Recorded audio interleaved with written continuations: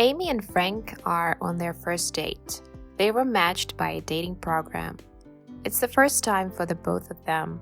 They instantly click.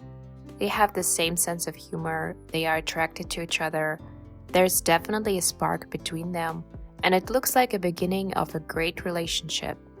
However, they don't feel like they get to decide whether or not to continue being together. In a society where they live, people no longer need to take any initiative regarding their love life.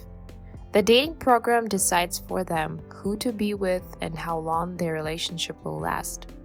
Must have been mental before the system. People had to do the whole relationship thing themselves. And they feel obliged to comply. In their society, they are introduced to the idea of one true love. That there's an ideal partner for everyone, and you just need to be patient and you will meet them.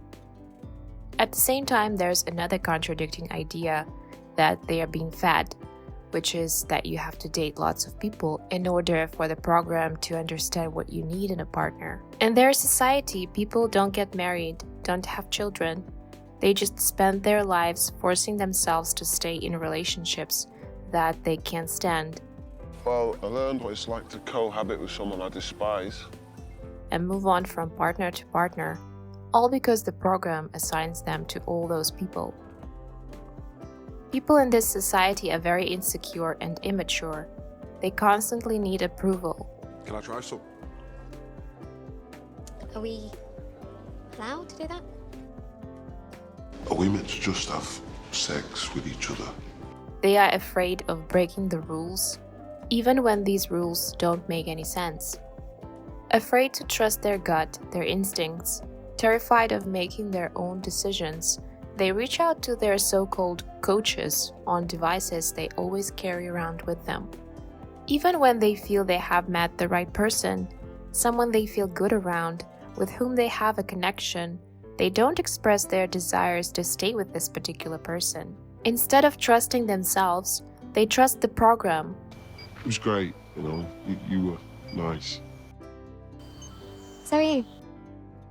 Even though the program doesn't actually force them to do anything. Participants are not required to take any specific action, but only creates the environment that sort of invites them to take certain steps. The program is not the ultimate evil. They also have a sort of secondary gain from all of this. They like staying immature. They like not having to take any responsibility, not taking any action, and most of all, they love the idea of meeting their quote-unquote ultimate match. There's also an element of greediness. What they have now is never good enough. If we take a look at the relationship Amy gets after Frank with Lenny, it's not really that bad. There are no sparks between them and not too much understanding going on, but at least they don't fight. There's physical attraction and mutual respect.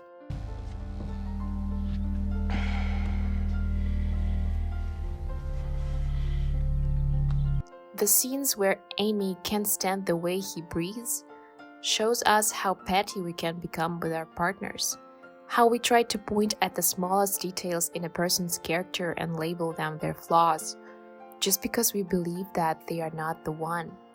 And how else can people behave if all of them know their relationship's expiration date? It looks like you two make a great team. Says Frank to Amy and Lenny, because that's what you usually say to a couple to be nice and friendly. But in these circumstances, it feels like the wrong thing to say, because everyone knows that their current partners are not the ones. The way they say goodbye when their relationships get quote-unquote expired says a lot about them as people. Some try to be nice and friendly and do it with respect. Others don't bother to be polite and do it with disgust and revulsion. The way Amy says goodbye to Lenny is like, yeah, you're not too bad, but there will be another one better after you, and I don't want to waste any more time with you. do have faith in the system. Just hang on in there. Just hang in there, reassures the happy couple. And everyone standing there looks at them with hope in their eyes. All of them know that the partner they came here with is not for life. They are just temporary to pass the time. They're all just waiting it out. hanging in there, dreaming about how much better life would have been had they been with their ideal match. And all these people standing there believe this happy couple. There's always someone out there, someone better. So just hang in there. Just keep swiping. But the truth is, what we do over and over is who we become. All the people in Amy and Frank's society get used to living with someone who is just temporary. They get used to abiding the program. They will never be happy because you can only be happy if you decide you are happy. Not when some dating app tells you that now that you're with this certain person, you get to be happy. It sounds so silly and so absurd when on the screen, yet many people keep reassuring themselves using the same old tale of meeting their one true love in real life too. When you instantly click with someone like Frank and Amy did, what other signs do you need? That's enough at the first stages of a relationship. Of course, as you get to know each other, you will learn whether or not this person shares the same values, wants to go in the same direction as you, whether or not they want to have a family, children, etc. But you shouldn't be looking for an ideal partner, for someone who has no flaws, because that's just impossible. Everyone has flaws and annoying habits. If you like this person, you'll just accept them as a whole, with their flaws. And these annoying habits can become something you both just laugh about. Another partner already? No time to take a break, be alone for a while. Think about the relationship that just ended. No time to wait. You have to jump into the next relationship. The program in their world, just like popular dating apps in our world, creates an illusion for their users that there's always plenty more fish in the sea. Just hang in there, keep swiping. Therefore, in their society, pretty much like in ours, having a long list of ex-partners is normalized. Well, we were together for a bit. Says Amy to her current lover, without a hint of embarrassment. Everyone does it, it's acceptable, so it's no big deal to talk about it, no need to feel ashamed. It's just the way things are. Also notice how, no matter how many hours a couple is supposed to last, they're always taken to a house with a bed for two, suggesting that it's okay to have sex on the first date. No, we're not forcing you to do anything, but also the whole atmosphere of this place is suggesting this sequence of events as natural. After 9 months with Lenny, Amy starts getting a nightstand after a nightstand, as if these flings can even be called relationships. What will a hookup teach her exactly? Amy starts realizing that maybe the system is not working, and maybe it shouldn't be taken seriously. Amy gets sadder and sadder every time she meets another partner. However, getting sad won't get her far. Why not take action and do something about it? It's not what she wants, yet she accepts what's happening to her. Finally, they get matched again, and they can't be happier. Can we not check the expiry date? Amy has had enough meaningless affairs to understand that something needs to change if she wants to be with Frank, if she wants life to go in the direction she wants it to go. She decides to finally grow up and make her own conscious decision to be with Frank, without the program's approval. I mean, what if all it's actually doing is gradually wearing us down?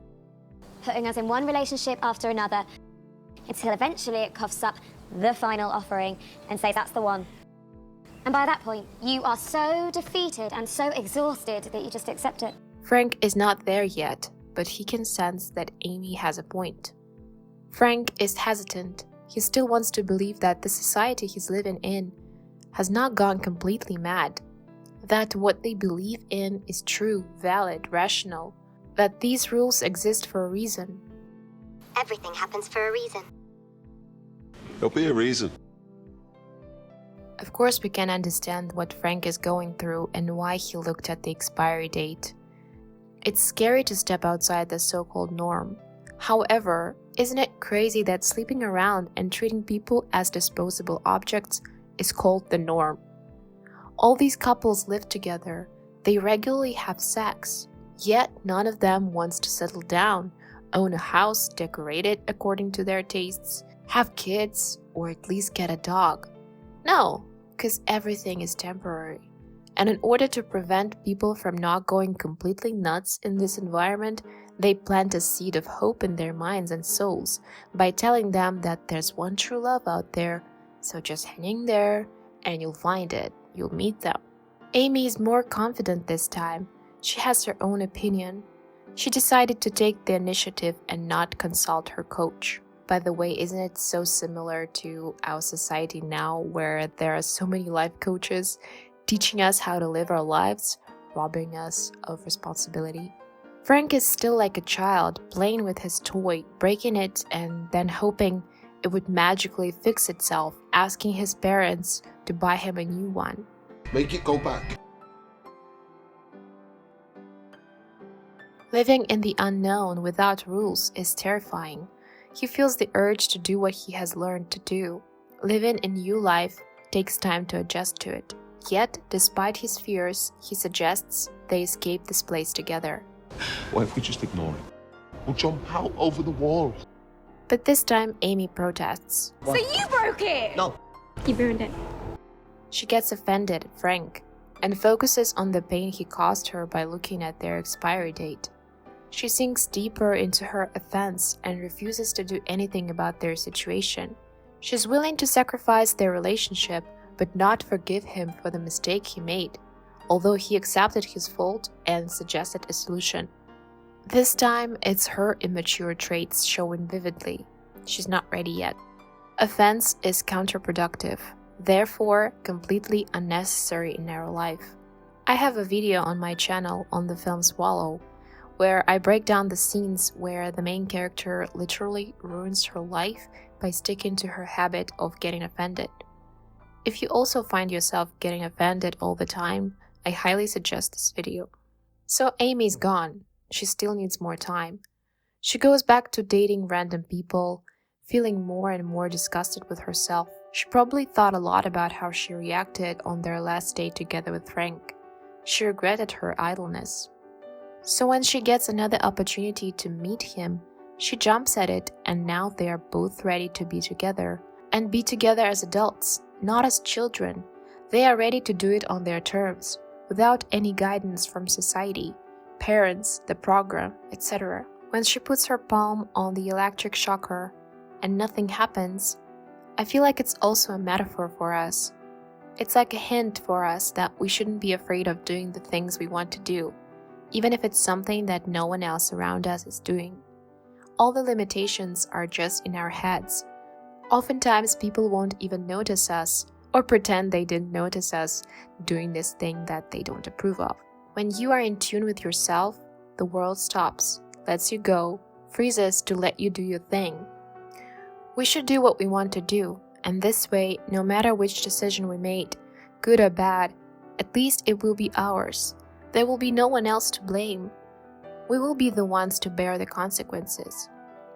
In the end of this episode, we learned that it was all a simulation, one of the hundreds of simulations that versions of Amy and Frank broke out of, and then the dating app in real life matched them up together, so that the viewer can relax and come to a conclusion that actually dating apps are really cool and they really match you up with your ideal partner. Despite what the creators of this episode want us to think, I think it's the opposite. Real life is actually what we saw in the beginning, living with an illusion that there is one true love, one ideal person, and that you have to date lots of people in order to understand what you want, that promiscuity is normal, trusting technology to match you up with a partner is not crazy, and hanging in there or keeping swiping is what you should do. I love how the creators of this episode ended this. They didn't want to be too obvious with their message, I think, because a lot of the viewers are probably living in the same way, going from one short-lived relationship to the other, using dating apps, convinced that there's always plenty more fish in the sea. What did you think of this episode? Do you like Black Mirror? What is your favorite episode? That's all for today. Thank you so much for watching. I'll see you in my next one. Bye.